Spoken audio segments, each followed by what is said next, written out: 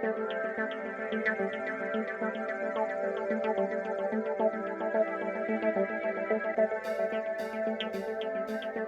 langar náttúrulega að byrja á því að þakka fyrir að fá að vera hérna með ykkur í dag. Það bara mér sérstakur heiður og ég svona kannski velti fyrir mig hvað þið sé að spá núna. Hvort það sé kannski búið að tala svolítið mikið upplifanir. Hægt að tala meir upplifanir? Ég velti þessu fyrir mig líka í gærkvöldi þegar ég veist að hvernig verður þetta? Verður við öll að tala sömu hlutina? En það var kannski fyrsta atriði hjá mér að þakka strákonum fyrir að byggja svona vel undir minn fyrirlestur. Þannig nú get ég bara að tala aðeins meira um það sem er svona mesta krönsið fyrir mér. Annað sem ég langar til þess að biðja ykkur að gera, þess að hjálpa mér að kannski bara standa þessu upp, bara allir. Bara aðeins að standa upp og bara, jafnvel að teygja sig aðeins og koma svona, teygja sig og jafnvel gera svona drauma múfið, fá svolítið svona töfraregn yfir okkur. Tréð, við getum tekið nokkra jógaæfingar, ég er jógakennari líka og skemmtilegt að segja frá því að ég er lærður leiðsögumaður. Þannig að þetta er allt bara komið í hring. Þið megið sitjast, þið megið líka standa ef viljið. En mér langar að tala eins við ykkur upplifun á hönnun og kíkja kannski aðeins nánar onni nokkur atriði sem hafa verið nefnd hérna fyrir í dag, eins og ég segi, gott að búið að byggja þetta svona vel upp. En ég eins og fram kom, kenni ég í mastersnámi upplifunarhönnun í Stokkhólmi og í rauninni mætti kannski segja að upplifunarhönnun sé kannski frekar hugsunarháttur eða aðferðafræði heldur en faggrein, allavega faggrein út frá svona hefðbundnum skilningi. Við trúum því þarna að við séum að færast inn í tímabil sem er í rauninni yfir slíkar skilgreiningar faggreina hafið. Svolítið eins og Hrund opnaði umræðina í dag. Í rauninni eitthvað sem við köllum kannski post-disciplinarity. Það sem við séum komin lengra en svo við þurfum að vera að hugsa hvaðan fólk kemur, heldur sé mikilvægt að ýta undir það að fólk úr fjölbreyttum, bæði fjölbreytt fólk og fólk úr ýmsum greinum eða með ólíkan bakgrunn hafi frelsi til þess að starfa saman og búa til eitthvað nýtt. Þetta hefur líka komið fram í verkefnum á undan. Að nýsköpunin, hún verður mest þar sem að ólíkasta fólki mætist. Ef við hugsum þetta á einhvers konar hugsunarskala, einhverju matrix, að ef við leitum lengst út fyrir okkar þekkingasvið og blöndum okkur sama við annan einstakling eða fleiri sem eru lengst frá okkar grein eða sérþekkingu, þá eru mestu líkurnar á að verða eitthvað nýtt til.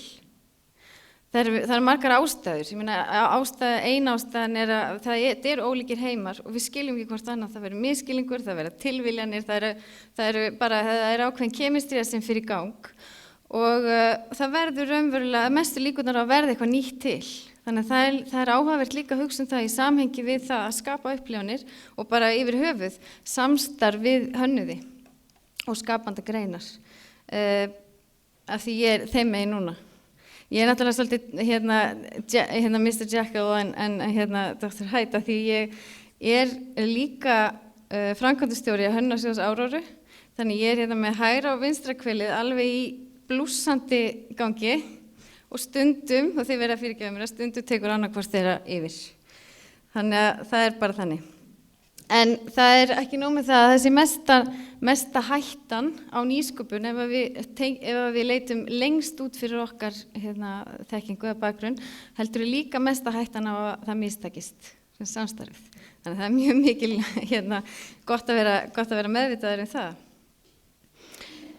En ég ætla að reyna að halda með tíman, ég gleymdi reyndar klukku og allir svoleiðis, þannig að getur þú gert svona bara þegar það kom svona 10 mínútur, eða hvað á ég að tala, 30 mínútur? Þegar ég er hálfnuð, viltu láta mig vita?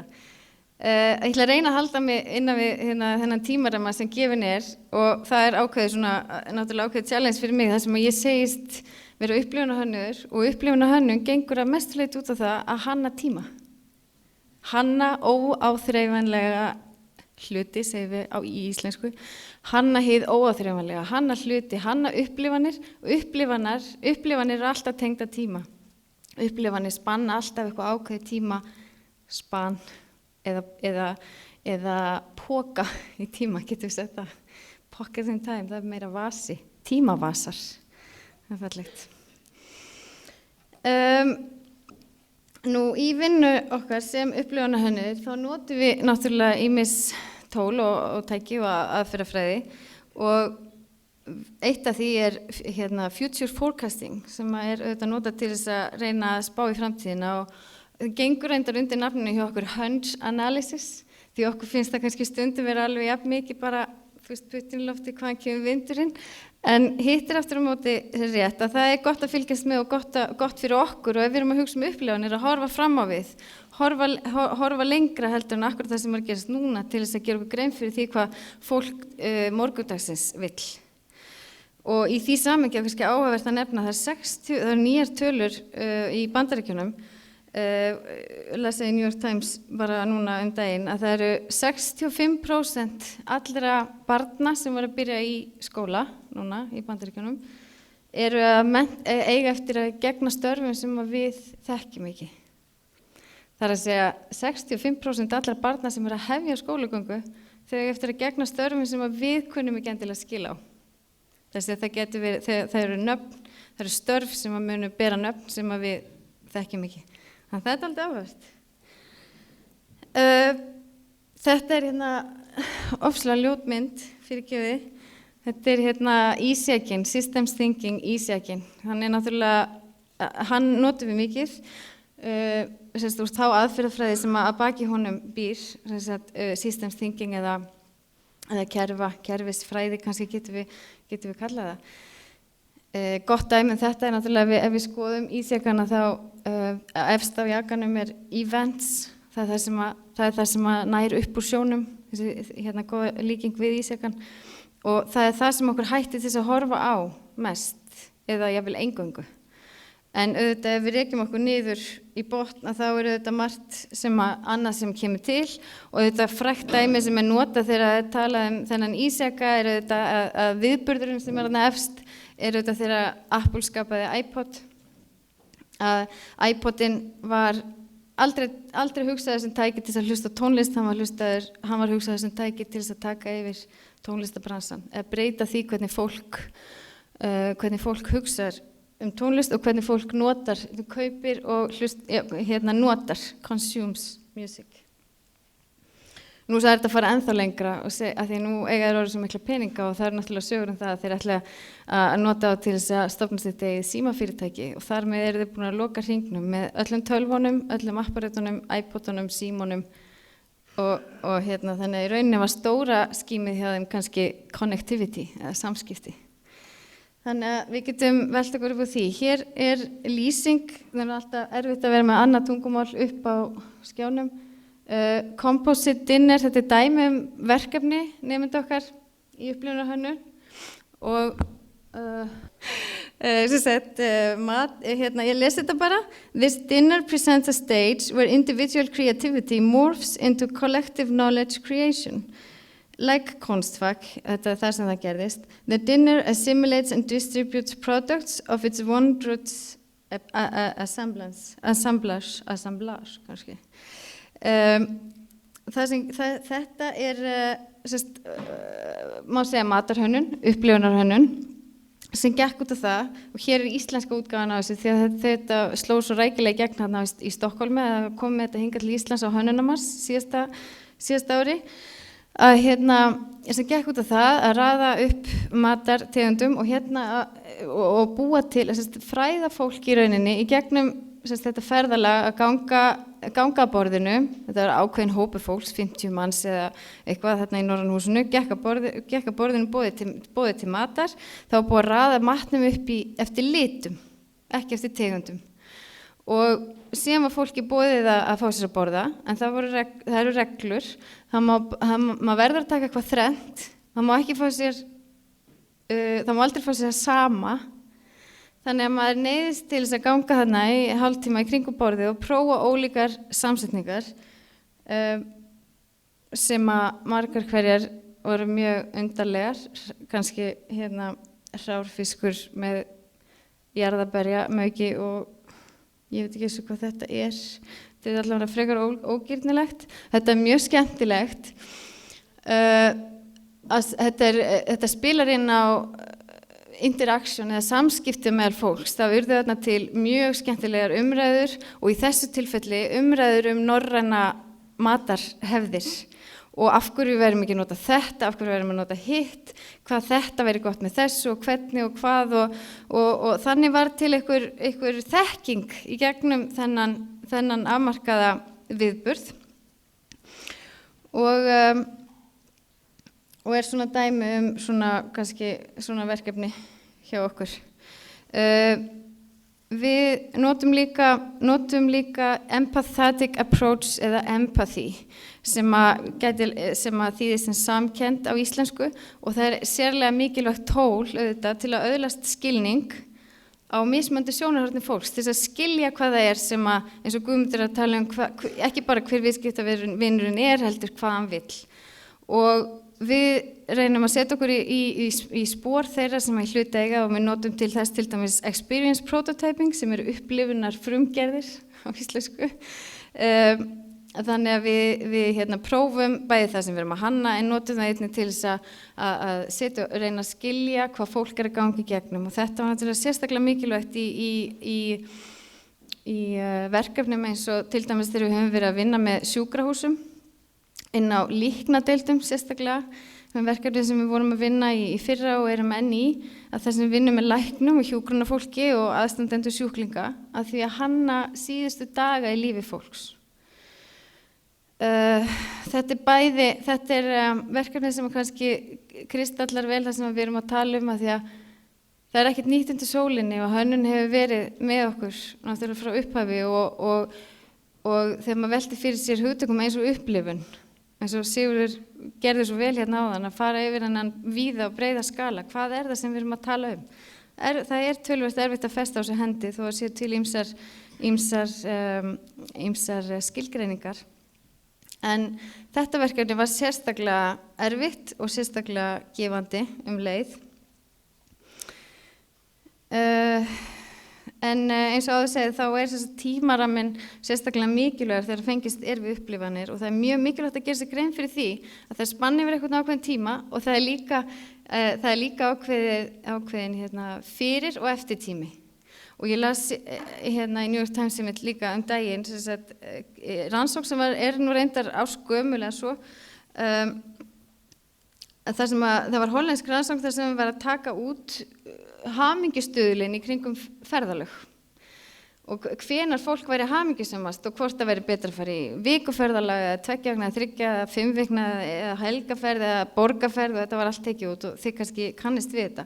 En það sem var eiginlega kom öllum óvart var það að hamingjubústið, mesta hamingjan fólst í því að plana ferðalagið áður að fara að stað.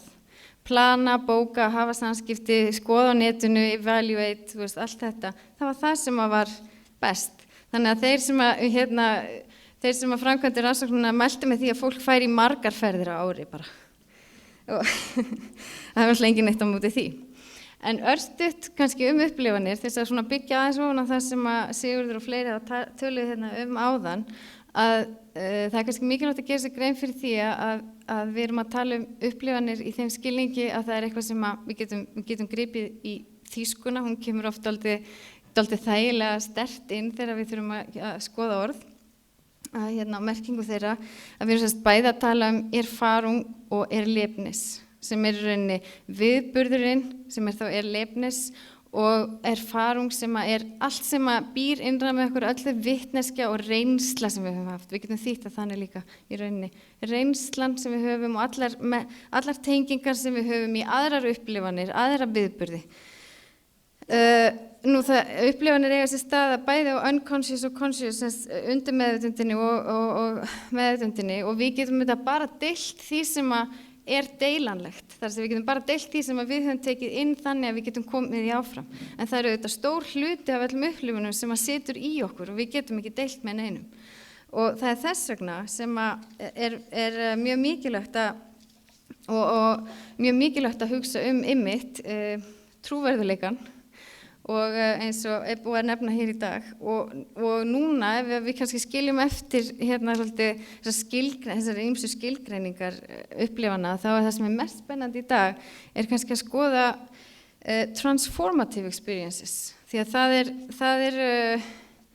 það eru margir spekingar í dag, margir góði menn og konur sem eru þeirra skoðunar að við séum hreinlega á leiðinni út úr upplifunarhagkerfinu við séum í rauninni dálítið búið með það og séum á leiðinni inn í eitthvað sem hefur kallað transformative economy sem þá tilraun til að þýða að geti verið kannski hagkerfi breytinga eða til þess að vera nákvæmari kannski ummyndana. Það að segja við séum á leiðinni og það sem þangað sem við séum að fara, það ekki nóg lengur að vinna með upplifanir og þetta hljómar svolítið astnalega vegna þess að við erum kannski ekki sumum fyrst og margir ekki eins og komnir þangað að vinna með upplifanir. En það kannski gott að hafa í huga að ég held að sé og þið sjá í gegnum þessi dæmi sem við erum að tala hér í dag að það ekki spurning að upplifanir eru eitthvað sem maður þarf að hugsa og það eitthvað það verður eitthvað framhald á því. Þannig að núna erum við í rauninni að tala það að í þessu transformative economy séum við að tala transformations, ummyndanir, við erum að tala wisdom, visku og authenticity sem ég tala hér sem trúverðuleika og eins og Sigurður og fleiri við skoðum við kíkjum aðeins nánar í það hugtak hérna á eftir sem sagt í þessu samhengi þegar við erum komin lengra en að hugsa bara upplifanirnar eða þessa hönnuðu sviðsettu viðburði að þá skiptir hið tilfinningalega og óþreifanlega intangibles jafnvel enn meira máli en áður. Og hér erum við að tala sem sagt, ef ég les þetta á ensku hérna, a transition from experiences which are memorable events that are staged for individuals to transformations which are custom experiences designed to guide individuals through a process of change. Nú, við gleymum ekki að það þarf að vera gert á trúverðugan hátt. Við þekkjum öll píramída Maslows með frumþörfum mannsins, mörg fög og margar greinar hafa notað þetta og yfirfært það sitt fag meðal annars ferðaþjónustuna, ladder of service, þetta heitir það. En hér hann eins og hann lítur út kannski í þessu hagkerfi, þessu nýja hagkerfi, þar sem að transformations og wisdom eru á toppnum, það það sem við erum að sækjast eftir og þar fyrir neðan eru experiences sem að búa til einhvers konar vitneskju og ennþá neðar eru services og informations og goods sem eru þá data og commodities sem eru svona sem kallað noise. Einhverju þarf ég að sleppa hérna en það hugtakið trúverðuleiki eða authenticity það er mjög athugavert og það er mjög áhugavert fyrirbæri, það ekki nýtt. Pine og Gilmore sem að Guðmundur talaði hérna áðan, þeir töluðu það fljótlega eftir að þeir strax í sömu bók þarna 1998 The Experience Economy þá talaði mikilvægi þess að vera authentic. Nokkrum árum síðar þá fara þeir lengra með það og leggja ennþá meira áherslu á það að þetta sé það sem að skipti mestu máli. En núna sjáum við einhverja breytingar í bara stóra samhengi hlutana, mögulega það breytingar, náttúrulega þessar heimsbreytingar og þessar hnattrænu breytingar sem að Hrund komi einmitt inn á hérna áðan og nú af hverju ætti það að valda því að við sækjum eftir trúverðuleika eða heiðarleika. vitna Ganymede í Coco Chanel sem sagði eftir seinni heimsstyrjöldina að erfiðir tímar þeir mynda fólk leitar automatist í authenticity. It's an instinctive desire for authenticity, eins og hún sagði það. Nú við getum talað velt fyrir okkur í því samhengi að til dæmis dark tourism auðvitað svo grein eða einu af þeim greinum innan ferðaþjónustuna sem hefur vaxið kannski hvar hraðast og það má lesa margt það og það ýmsir sem velta því upp hvort að það sé einhver hluti af því að það ákveðin voyeurism element í því, fólk vill sjá og þrífst á hamförum og erfiðleikum annarra, en það er líka einhver tengsl við raunveruleikann. Við notum oft í þessu samhengi welcome to reality. Leið og við segjum það, þá felur það samt í sig líka að við erum eins og okkur finnist að líf þeirra sem hafa gengið gegnum hamfarir eða af einhverjum völdum eru óhamingjusamir eða fátækir sé raunverulegra heldur en líf annara. En það leiðir okkur einmitt að mjög skemmtilegum punkti í þessu öllu að þetta eru auðvitað allt tengt einstaklingnum. Þetta eru auðvitað allt tengt einstaklingnum og það er enginn sem getur dæmt nema hann sjálfur og fyrir sjálfan sig.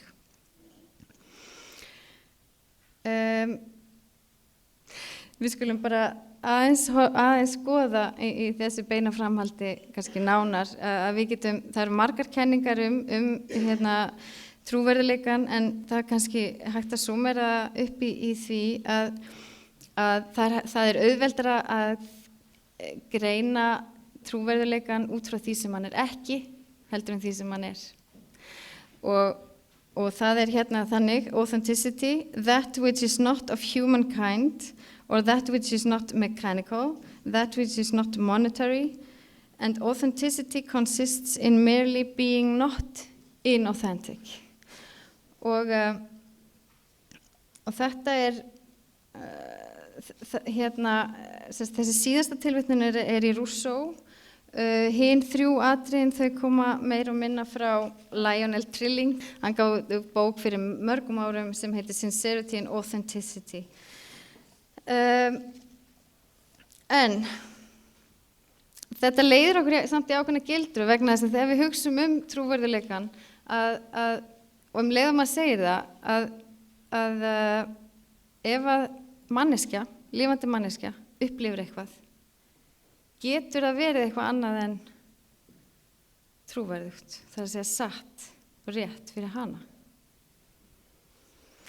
Það er svona þessi djúpi skilningur í þessu, en auðvitað getur við, þegar við erum að tala að búa til upplifanir sem eru trúverðugar, að þá snýst þetta náttúrulega fyrst og síðast gagnvart okkur það að við séum trúverðug, gagnvart sjálfum okkur og við séum að skapa frá hjartarótunum eins og Hrund talaði áðan, því að það er það sem er trúverðugt. Ef það er trúverðugt fyrir okkur, þá eru meiri möguleikar á sér trúverðugt fyrir aðra. Því að út frá trúverðuleikanum eða authenticity að þá búum við okkur til ákveðna sjálfsmynd. Við speglum okkur í trúverðuleikanum og við teljum okkur trúum það að vera samkvæmur sjálfum sé það að vera trúverðugur. Þannig að við getum farið mjög djúpt í þetta og velta okkur upp úr þessu, en þetta er hvet fólk til þess að svona velta þessu fyrir sér raunverulega, hvað þýðir að vera trúverðugur? Það eru auðvitað alltaf einhver svör, það er ekki endilega réttu svör, en það er einhver svör. Og Pine and Gilmore, sem hafa búist þessi tal, eru frekar duglegir í að búa til í að einfalda hlutina, búa til tól sem að fólk getur notast við þegar það er að fást við sköpun upplifana og líka hvernig við hugsum authenticity eða trúverðuleika. Hér er þessi svona hugsanamatrix sem er alltaf mjög þekktur, þar sem að það fer frá því að vera ástæðnir eru það sem er says what it says it is, er það sem það segist vera. Og þarna í hinu horninu, þetta sést ekki neitt. Þetta er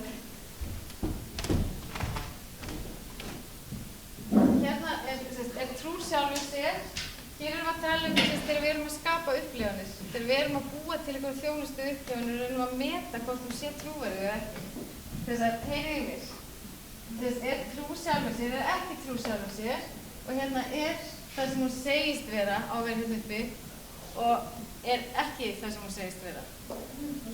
Og svo getum við leikið frá því að greina upplifanir eftir þessu og það er kannski alveg vel hægt að taka bara til dæmis Disney. Það sko, við vitum alveg að Disney ímyndaður heimur, þetta ekki satt. Þetta fake í rauninni, en það satt því sem það segist vera. Það samkvæmt sjálfu sér. Og það sem sagt, hvað hér? Hvað stóð hér aðeins? Ég man það ekki. Ég þarf í rauninni ekki, ég ætlaði bara aðeins að kynna ykkur fyrir þessum frá Matrix, því það endast þetta að leika sig með þessu hérna, að raða upplifunum og greina þær eftir því sem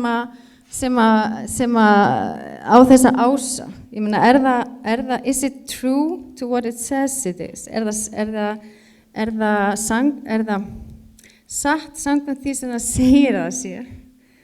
Og er það sem það er? Þið veitir, þetta náttúrulega orðaleikur líka, en þetta tæki kannski dálítið hjálplegt. Það góður maður í Svíþjóð sem starfar við Luleå, University of Technology, sem hefur yfirfært þetta á túrismann og kallar það transmodern tourism. Og það virkilega áhugavert að skoða það. Þetta bara, hann hefur starfað við í nokkur ár, en hann gaf út mjög góða skýrslu þetta sem heitir Total Experience Management for tourism, for transmodern tourism. Og þar lýsir hann í þessu 3 skrefum, þar sem hún fer frá normative tourism yfir í transformative tourism og towards tourism with explicit learning. Og það sem innifalið í því einmitt þessi wisdom creation, eða það gangi gegnum einhverja ummyndun sem ferðamaður og að lokum að standa eftir með einhverja upplifun sem að breytir þér og þú hefur öðlast einhverja visku. Þannig að ég held að við séum kannski, mér finnst að við séum búin að sýna fram að að mikilvægi upplifana er óumdeilt. Við sjáum það hérna á öllum ræðumönnum dagsins. En trúverðuleikinn í þessu samhengi og öðru verður ekki metinn til fjár. Hann fæst hvorki seldur né keyptur. Og mælikvarðinn, það mjög mikilvægt að hafa þetta í huga, mælikvarðinn á velgengni í þessu samhengi aðeins einn. Upplifun og skynjun viðmælanda þíns eða viðskiptavinnar af þessari heiðarlegu, ummyndandi, visku upplifun sem þú færðir honum. Það sama hvað þú gerir, það sama hvaða sögu þú segir, það sama hversu vel þú gerir það. Ef það ekki trúverðugt fyrir þann sem að upplifa það, þá það ekki trúverðugt.